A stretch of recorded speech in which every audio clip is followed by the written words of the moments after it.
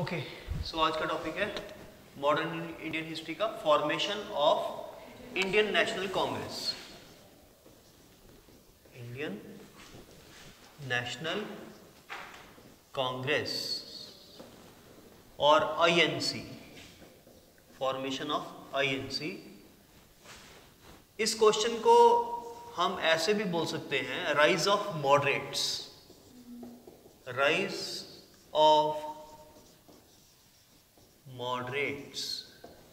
Moderate means moderate leaders of Congress. Congress में basically दो type के लीडरशिप थी स्टार्टिंग में, मॉडरेट्स एंड एक्सट्रीमिस्ट्स।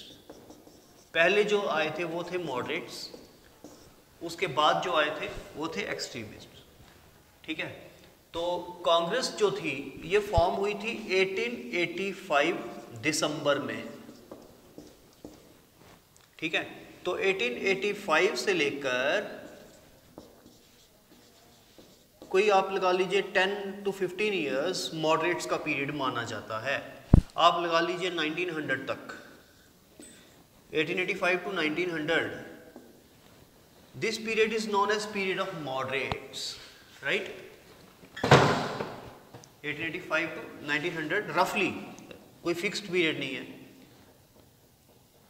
1895 से लेकर एक्सट्रीमिस्ट एक्टिव होना स्टार्ट हो गए थे।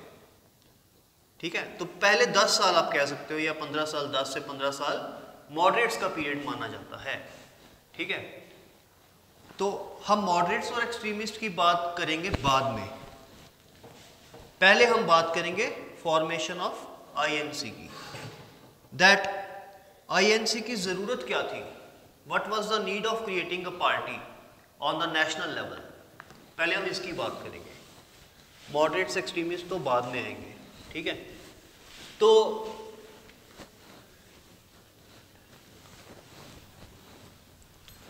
वी नो दैट इन 1885 दिसंबर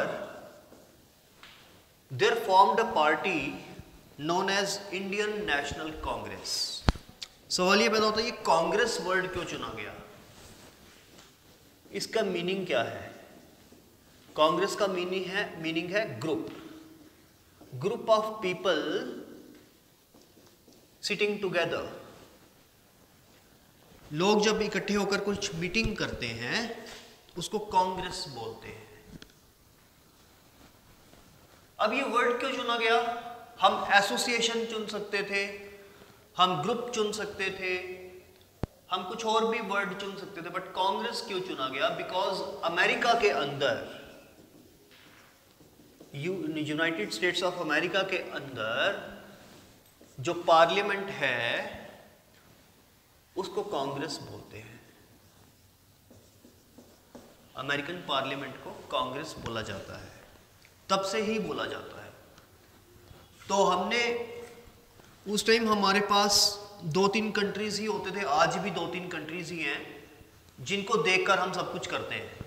आज भी कुछ अमेरिका में अच्छा हो रहा हो ना, हम कहेंगे हम इंडिया में भी यही करेंगे। इंग्लैंड में हो रहा हो, जर्मनी में हो रहा हो, इटली में हो रहा हो, हम स्विट्जरलैंड में हो रहा हो, हम इंडिया में भी वही करते हैं।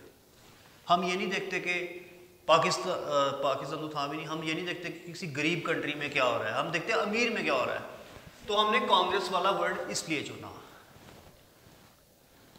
दूसरा रीजन ये था कांग्रेस चुनने का कि जितने भी हमारे लीडर्स थे जिन्होंने कांग्रेस बनाई थी वो एजुकेटेड इंटेलिजेंसिया थे, मिडिल क्लास इंटेलिजेंसिया से आए थे।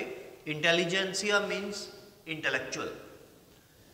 ज्यादातर इनमें से जो लोग थे, फिरोज शाह मेहता, जवाहरलाल तो बाद में आया, मोतीलाल नेहरू, दादा भाई नौरोजी, WC बनर्जी, SN बनर्जी, ये सारे लोग यूके से पढ़ाई करके आए थे या अमेरिका से भी पढ़ाई करके आए थे।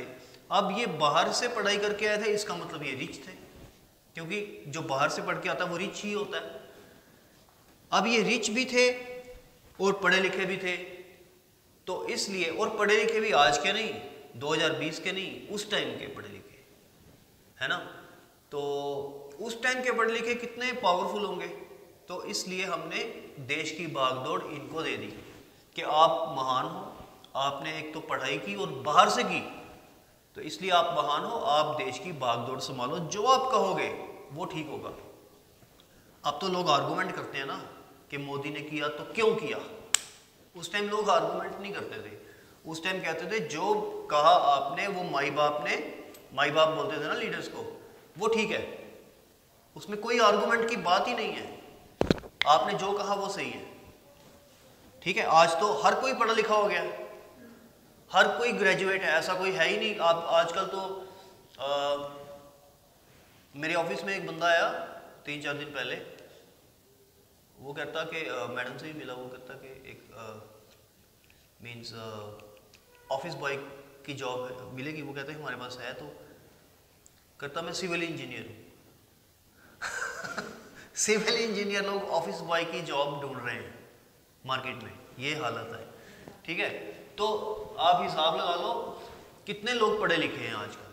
ठीक है, सारे लोग पढ़े लिखे हैं, लेकिन उस टाइम कोई भी पढ़ा लिखा नहीं होता, बहुत कम, लिटरेसी रेट बहुत लो था।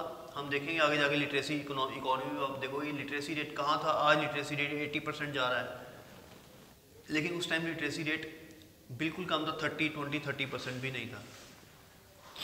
ठीक है, तो हमने जो कांग्रेस जो थी वो यूनाइटेड स्टेट्स ऑफ अमेरिका की पार्लियामेंट का नाम यूज करके कांग्रेस इंडिया की जो थी वो पार्टी बनाई।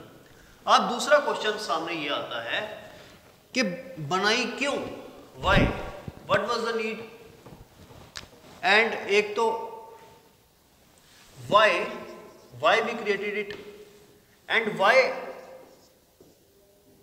इन 1885 ओनली, बाद में क्यों नहीं और पहले क्यों नहीं, 1885 में ही क्यों बनाई। तो पहले हम इसका आंसर दे देते हैं कि 1885 में क्यों बनाई। देखो, आपने 1857 का रिवॉल्ट पढ़ लिया, आपने देखा कि उसमें इतना सारा कुछ हुआ कि जो अंग्रेज थे उनको ये लगने लगा कि हमारे से जो हमारा इंडिया का जो रूल है वो कहीं छूट ना जाए, इसलिए उन्होंने ड्रास्टिक चेंजेस लाए गवर्नमेंट ऑफ इंडिया एक्ट 1858 में, जो 57 के बाद जो एक्ट आया उसमें ड्रास्टिक चेंजेस लाए और company rule was replaced by crown rule. India के जितने भी अफेयर्स थे वो चले गए यूनाइटेड किंगडम की पार्लियामेंट के पास, राइट। अब इनको एक डर ये था कि कहीं ऐसा रिवॉल्ट फिर से ना हो जाए इंडिया में। अब रिवॉल्ट होता क्यों है, जब लोगों को गुस्सा होता है तब कोई रिवॉल्ट होता है, राइट। अब अगर आप फ्रेंच रेवोल्यूशन पढ़ोगे, रशियन रेवोल्यूशन पढ़ोगे या कोई और रेवोल्यूशन देश किसी भी देश की पढ़ोगे, आपको यही मिलेगा कि वहां पे रेवोल्यूशन क्यों हुआ, सिविल अनरेस्ट क्यों हुआ, बिकॉज लोगों को कुछ गुस्सा था गवर्नमेंट से। अब देखो, जब गुस्सा होता है तो रेबिलियन होता है। अब अंग्रेज चाहते थे कि रेबिलियन ना हो, तो उसके लिए ताकि रेबिलियन ना हो इसलिए इंडिया को एक ऐसा प्लेटफॉर्म दे दिया जाए जो प्लेटफॉर्म अंग्रेजों से ऑन इक्वल टर्म्स बात कर सके। अब अंग्रेजों से बात करने के लिए इंडिया के पास कोई भी ऐसा प्लेटफॉर्म नहीं था। प्लेटफॉर्म क्या होता है, एक ऐसा स्टेज जिसके ऊपर जाके आप गवर्नमेंट से कुछ अपनी रिप्रेजेंटेशन गवर्नमेंट को दे सको, कुछ अपनी डिमांड्स गवर्नमेंट को रख सको कि ये हमारी डिमांड्स है, ये हमें चाहिए, आप इसको पूरा कर दीजिए, नहीं तो हम खफा हैं, लोग खफा हैं देश के। अब लोगों की जो पल्स है, लोगों की जो मासेस की जो पल्स है, कभी कभी वो भी गवर्नमेंट को पता नहीं चलती कि लोगों की ग्रीवियंस क्या है। फॉर एग्जाम्पल रेशियलिज्म की हमने बात की तो हमने देखा रेशियलिज्म से लोग बड़े खफा थे कि हमें सुअर बोला जाता है, डॉग बोला जाता है, पिग बोला जाता है, लेकिन गवर्नर जनरल को इस चीज का पता नहीं था कि लोग खफा हैं। गवर्नर जनरल को यह भी पता नहीं था कि सच में सुअर बोला जा रहा है इंडियंस को, क्योंकि ये बोलता कौन था? या तो पुलिस वाले या एडमिनिस्ट्रेशन वाले जो लोगों के कांटेक्ट में आते थे वही बोलेंगे ना। जो कांटेक्ट में आएगा वही बोलेगा। जैसे हमें बुरा भला कभी हम ट्रैफिक रूल तोड़ते हैं तो ट्रैफिक का कांस्टेबल कुछ बोलेगा, ट्रैफिक का एसएसपी तो नहीं बोलेगा ना हमें कुछ, क्योंकि उसको तो पता ही नहीं है कि कांस्टेबल्स क्या कर रहे हैं। हमें वही कुछ बोल सकता है जो हमारे कांटेक्ट में आएगा, और कांटेक्ट में वो होता है जो स्ट्रीट पे खड़ा है। तो लोगों के कांटेक्ट में भी वही लोग आ रहे थे गवर्नमेंट के जो कि स्ट्रीट पे खड़े थे। कलेक्टर तो आ नहीं रहा था सामने, ना ही एसएसपी आ रहा था, ना कुछ और आ रहा था, ना ही गवर्नर जनरल आ रहा था, ना उसकी काउंसिल आ रही थी। तो ऑफिसर लोग नहीं आ रहे थे, बल्कि छोटे लेवल के वर्क जो गवर्नमेंट के लोग थे वो आ रहे थे। अब लोग गवर्नर जनरल को इस चीज का नहीं पता था कि ऐसे सुअर वगैरह बोला जा रहा है। अब अगर इंडिया के लोग ये बात रेशियलिज्म की कंप्लेंट लेकर कांग्रेस को देंगे, कि कांग्रेस को बोलेंगे कि हमें ऐसी ग्रीवियंस है, आप इनको बोलिए हमें ऐसा ना कहा करें, आप हमारा लैंड रेवेन्यू बहुत ज़्यादा है वो माफ़ करा दीजिए, हमारा साल्ट टैक्स बहुत ज़्यादा है वो माफ़ करा दीजिए, ठीक है। मिलिट्री एक्सपेंडिचर गवर्नमेंट इतना क्यों कर रही है? India is a poor country और गवर्नमेंट जो है वो मिलिट्री एक्सपेंडिचर कर रही है। यहां से टैक्स लेकर गवर्नमेंट अपने इंग्लैंड में खर्च कर रही है, यहां से पैसा लेकर इंग्लैंड को डेवलप कर रही है, वहां पे रोड्स बना रही है, वहां पे बिल्डिंग्स बना रही है। तो ये लोगों की ग्रीवियंस थी जो कांग्रेस को पहुंची और कांग्रेस ने फिर अंग्रेजों के सामने रखी। अब सवाल ये पैदा होता है कांग्रेस को कैसे पहुंची? तो कांग्रेस को तो पहुंच ही जाती है, क्योंकि कांग्रेस सिर्फ ऊपर की लीडरशिप नहीं होती है। जो ऊपर के हम 10 लीडर्स पढ़ लेंगे या 5 लीडर्स हम देखेंगे मॉडरेट्स, कांग्रेस सिर्फ वो टॉप की लीडरशिप नहीं है, कांग्रेस रूट्स तक फैली हुई होती थी। जब एक पॉलिटिकल पार्टी बनती है तो हर देश के पूरे देश के डिस्ट्रिक्ट्स तक वो जाती है। हर पॉलिटिकल ऑर्गेनाइजेशन की एक सेटअप, ऑर्गेनाइजेशनल सेटअप होता है कि सेंट्रल लेवल पे ये लीडर होंगे, स्टेट लेवल के ऊपर ये लीडर होंगे, ये उसके सेक्रेटरी होंगे, ये जनरल सेक्रेटरी होंगे, ठीक है, और डिस्ट्रिक्ट लेवल पे ये होंगे। अब डिस्ट्रिक्ट लेवल के ऊपर और डिस्ट्रिक्ट के नीचे ब्लॉक लेवल, ब्लॉक लेवल से नीचे विलेज लेवल। तो नेचुरल है जब विलेज लेवल वाले लोग विलेज वालों को बात बताएंगे, विलेज वाले डिस्ट्रिक्ट वालों को बताएंगे, डिस्ट्रिक्ट बात ऊपर तक पहुंच जाएगी कांग्रेस तक, और कांग्रेस वाले अंग्रेजों को बताएंगे। सिंपल बात है। और इससे ये हुआ कि अंग्रेजों को कंप्लेंट्स मिली और उन्होंने उसको रिजॉल्व किया।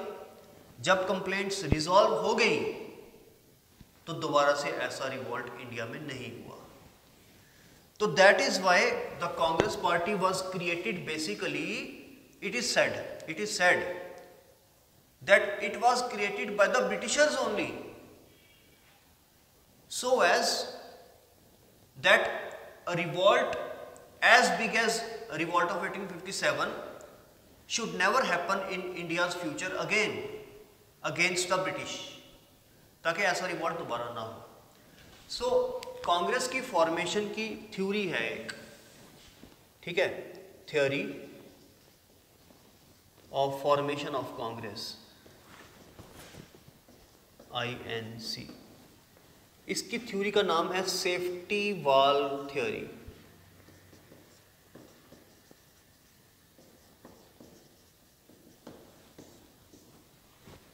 सो क्वेश्चन आपको ये आ सकता है, elaborate on the safety valve theory of the formation of Congress. Safety valve, VLVE। तो ये क्या थी? आपने एक सिंपल है, आपने एक अपने घर के अंदर या किसी ऑफिस के अंदर स्विच बोर्ड जो होता है, इलेक्ट्रिसिटी का स्विच बोर्ड जैसे वो है, उसके ऊपर आपने फ्यूज़ देखा होगा, छोटा सा फ्यूज़ होता है ना। वो फ्यूज़ क्यों होता है? आपने कभी सोचा उसका क्या रोल होता है? अगर इलेक्ट्रिसिटी का लोड ज़्यादा हो जाएगा तो वहाँ से कट ऑफ हो जाता है। यस, बिल्कुल सही। कट ऑफ क्यों होता है? बट वो सही है आपकी बात, बट होता कैसे है, हाउ कट ऑफ कैसे होता है? फ्यूज में ऐसी क्या चीज होती है कि कट ऑफ हो जाता है? फ्यूज में ऐसा क्या लगा होता है कि लाइट चली जाती है?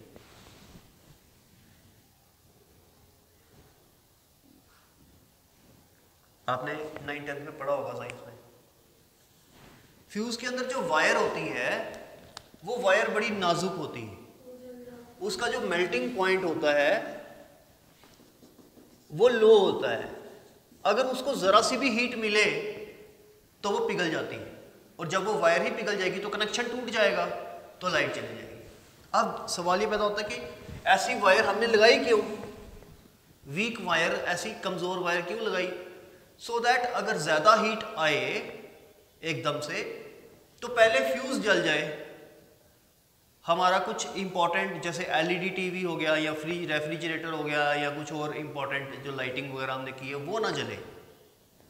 तो फ्यूज जल जाएगा तो कोई बात नहीं, फ्यूज तो 5-10 रुपए का नया भी लग जाएगा, लेकिन एलईडी टीवी हमारा 50,000 का है, वो ना जल जाए, ठीक है। तो इसलिए हमने इसकी मेल्टिंग पॉइंट है लो रखा होता है इस वायर का। बाजार में ऐसी वायर्स मिलती हैं, तो फ्यूज हमने इसीलिए ये ऐसे बनाए होते हैं।